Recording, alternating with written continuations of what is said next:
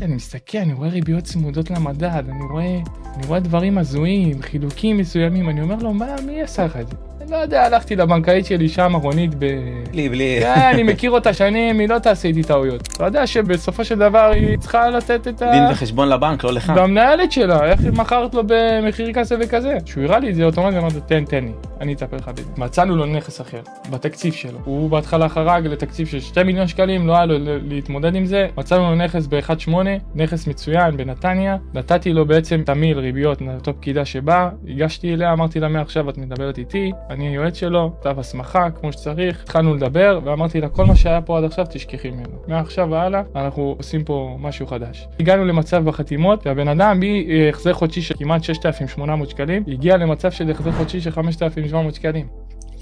שתבין שזה רק 1,000 שקלים בהחזר החודשי. וואו. בלי קשר להחזר החודשי, זה עוד הכסף הקטן. אז מה יותר?